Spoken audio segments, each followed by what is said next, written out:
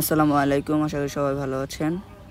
আজকে আমরা আমাদের শেডগুলা ঠিক করছি, কারণ আমাদের কালকে নতুন বাচ্চা আসবে, যার ফলে আমরা শেডগুলা খুবই ভালো করে ঠিক করতেছিলাম।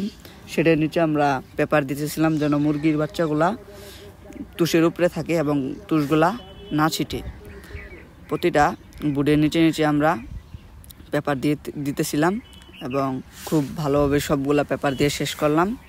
বুডের নিচে পেপার দেওয়া শেষ করে এখন আমরা আমাদের বুডের নিচের বাতিগুলা যে আছে এগুলা আর কি ঠিক করতেছিলাম, কারণ এগুলা অনেক দিন থেকে পড়ে আছে। ওই শেডের বাচ্চা নিয়ে আসার পর থেকে এগুলা পড়ে আছে, যার ফলে এগুলো দেখতেছিলাম যে বাতিগুলা ঠিক আছে কিনা, এবং কি যেখানে বাতি নেই এগুলা বাতিগুলা লাগানো হচ্ছে।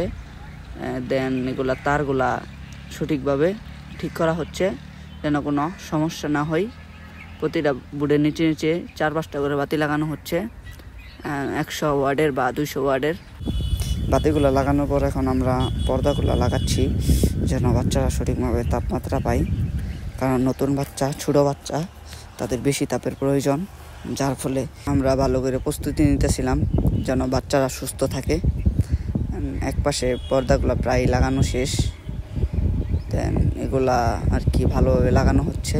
এই পাশে শেষ হওয়ার পরে আমরা উপর দিয়ে ভাঁজ দিই, যার ফলে পর্দাগুলো তুলতে সুবিধা হয়, যার জন্য উপরে ভাঁজ দেওয়া হয়।